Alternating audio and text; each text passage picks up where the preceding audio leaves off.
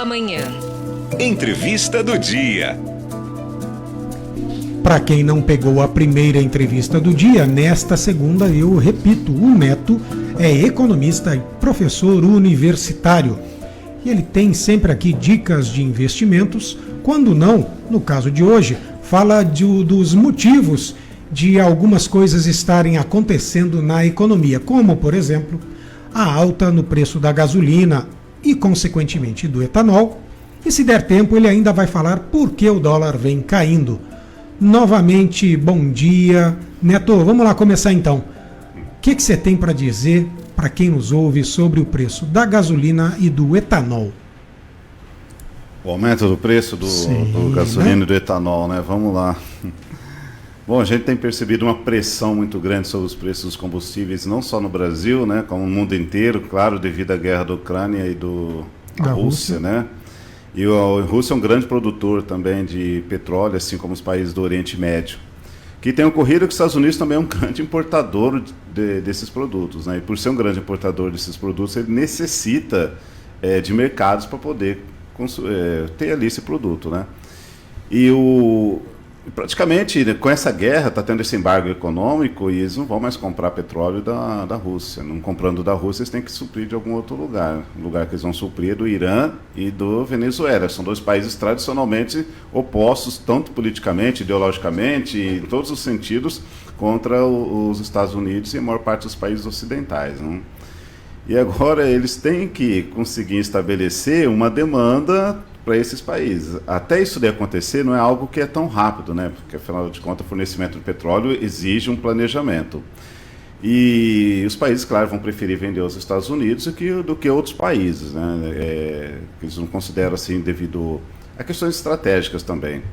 E essa pressão sobre o preço é a partir disso, porque os Estados Unidos vai buscar uma demanda cada vez maior do petróleo e vai faltar petróleo no mundo. Então isso daí faz com que o preço do barril do petróleo aumente. A gente viu que ele bateu ali os $130, né, um barril, né? E a gente estava operando até um tempo atrás com menos $60 o barril. Agora praticamente aumentou bastante. Isso daí se reflete nos preços dos combustíveis aqui no Brasil. E de forma geral, no preço de todos os produtos, porque nós sabemos que toda a parte de logística brasileira, fretes e tal, é tudo feito com petróleo e seus derivados. No caso ali, tanto na aviação, quanto também no transporte rodoviário, ferroviário, hidroviário, até, claro, nos transportes marítimos, né? Então, tudo é feito com meio dos derivados do petróleo. E a gente vê que isso daí também reflete sobre o preço do etanol, porque o etanol, na sua cadeia produtiva, também é utilizado muito diesel, né? Tanto na área de produção, com as máquinas e os equipamentos que eles têm, a gente chama de corte, carregamento e transporte, né? Toda essa parte é operada por máquinas movidas a diesel, e também os caminhões que vão fazer o transporte desses combustíveis, né, no país inteiro, né? Isso daí encarece de todas as formas, né? E de forma geral, os alimentos, pedágio, tudo isso daí acaba sendo uma rede bem grande de impacto, né? Então a gente vai ter uma inflação bem alta esse ano aí. E não tem assim o que possa ser feito, né?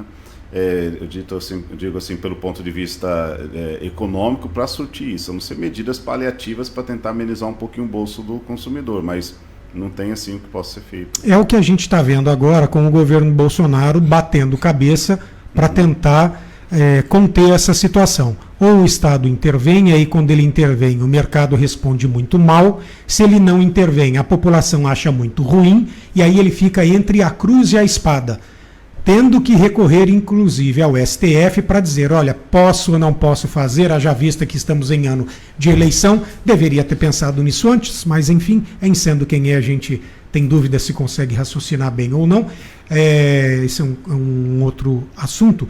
Mas, Neto, não há o que fazer para tentar estabelecer um ponto de equilíbrio entre o mercado e a opinião pública?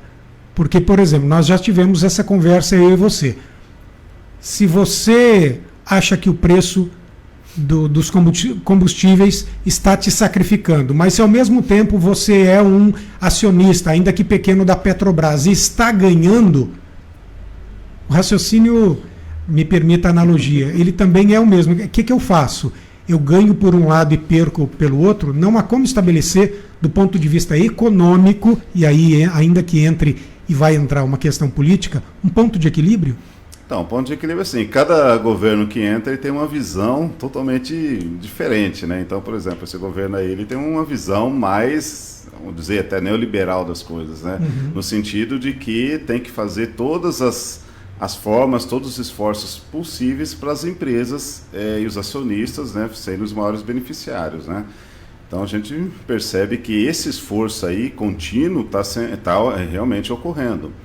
Só que, por outro lado, você não consegue satisfazer as necessidades da população porque você está pendendo mais para um lado. Então, o governo ele tende a pender para um lado político, ideológico, que realmente está acontecendo, e a população não tem o que fazer, porque o governo foi eleito para isso. Ele foi eleito para suprir determinadas demandas.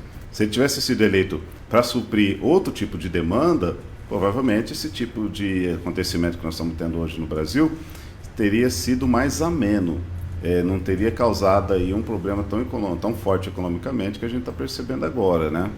E isso daí a gente se reflete, não é de agora, desde a época do início da pandemia, talvez as coisas pudessem ser um pouquinho mais amenas, mas a gente vê a quantidade de pobreza aumentar bastante, né? Pessoas comendo sopa de ossos, pessoas morando na rua em quantidades muito grandes, famílias indo para a rua, famílias morando em barracas, né? Estão vendendo muitas barracas e acampamento para as pessoas viverem nas ruas, né?